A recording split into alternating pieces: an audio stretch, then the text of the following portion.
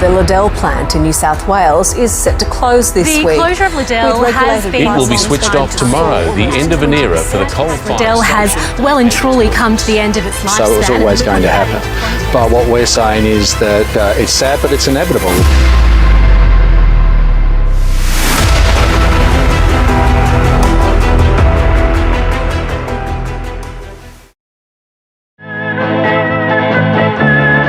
Two chimneys, each 550 feet high, mark the Liddell Power Station 170 miles north of Sydney. The year is 1975, and the Liddell Power Plant is providing 40% of New South Wales' electricity. Judged so efficient, not even the latest nuclear power stations could compete in terms of costs with the efficient coalfields power stations. And as the New South Wales economy grew, new generators came to fuel it.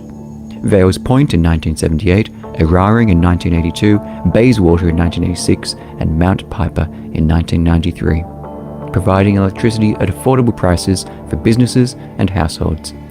$50, $30, even $10 a meg or megawatt hour. Lou Amato was the Parliamentary Secretary for Small Business and served 8 years in the New South Wales Upper House for the Liberal Party. I remember, if I go back in history, I believe it was a Labor Premier, I think it was around about 1948, who brought back the electricity back to the people. And by doing so, what that did, that provided cheap electricity, not only for the citizens of New South Wales, but particularly for manufacturing. What do you think of the closure of Liddell?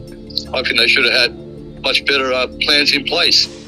There's like renewable energy, yes, the concept is great, but unfortunately, it's not reliable. As AGL says, it's going to reduce our carbon emissions.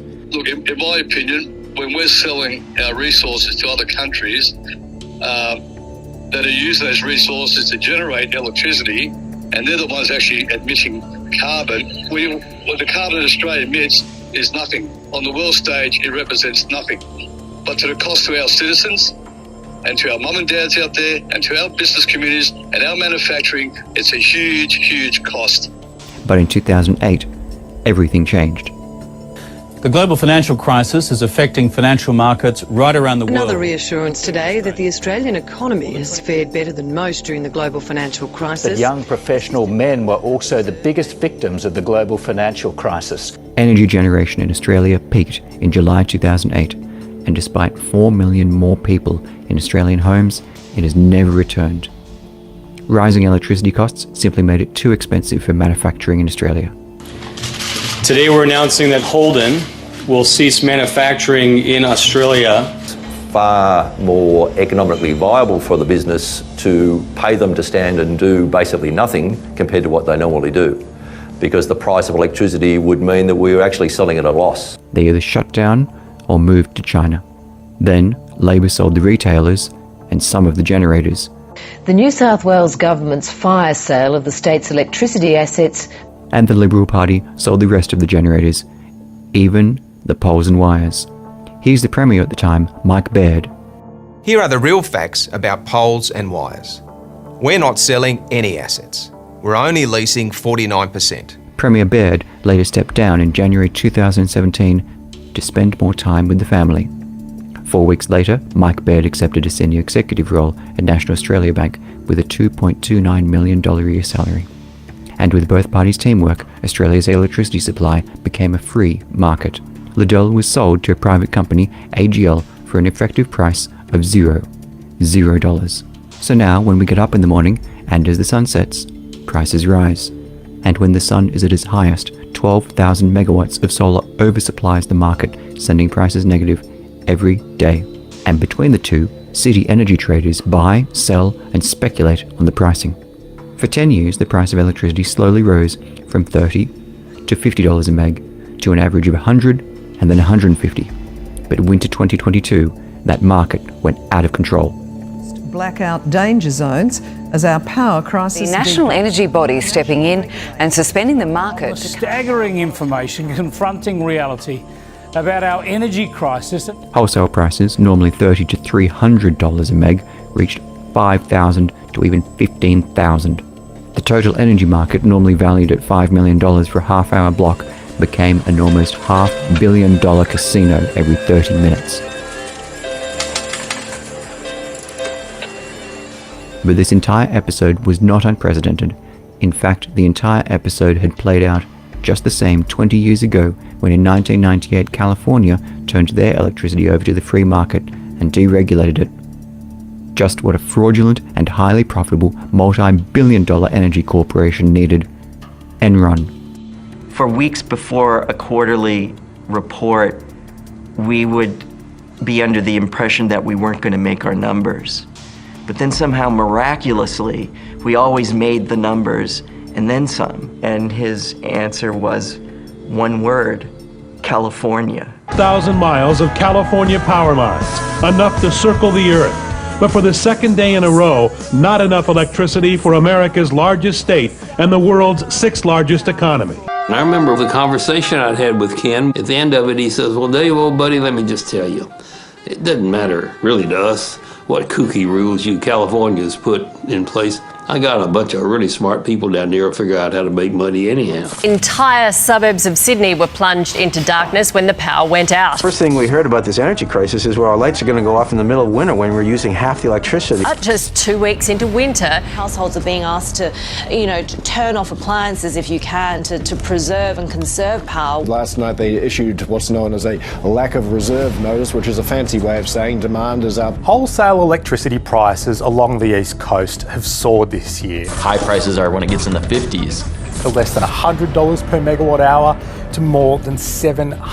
$1,000? Prices aren't going to stay at $2,000 forever.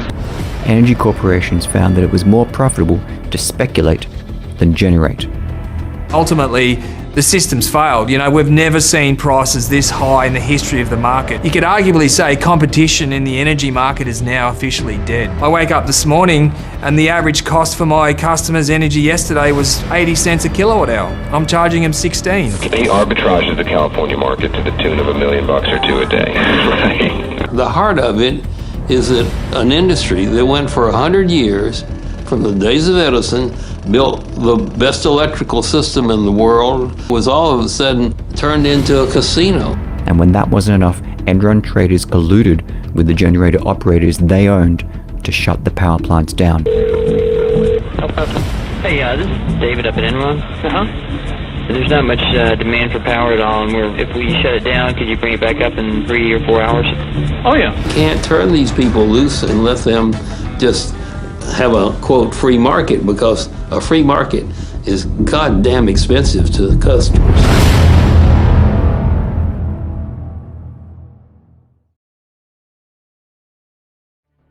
Expensive electricity. Anything when it goes into the private sector, although it's good in some ways, Chris, this is what I'm talking to you about. The principle of it's great, yeah, but anything that goes private ultimately comes at a cost. Stuart Bonds is a coal miner and independent political candidate.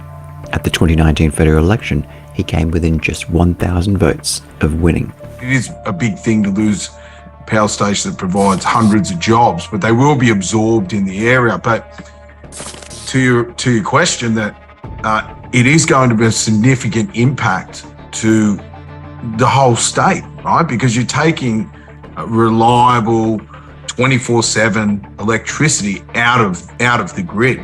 You get in the city and you become disconnected from everything. You become disconnected from where your power is generated. You become disconnected from where your food is generated. You become disconnected from where the minerals that provide you with the lifestyle that you have are mined and where they come from. We're pulling 5.5 million homes worth of electricity out of the grid, whilst we are adding hundreds of thousands of people. Now, once you break a system like this, that's it. You can't just flick a switch and rebuild it. We are playing with something, and our politicians are playing with something that they fundamentally do not understand. And people are sleepwalking into an absolute disaster. Despite all of this, right? Despite what you've brought up on these details, and as much as they do matter, it's socially inevitable, economically inevitable, and most importantly, isn't this just politically inevitable? But what is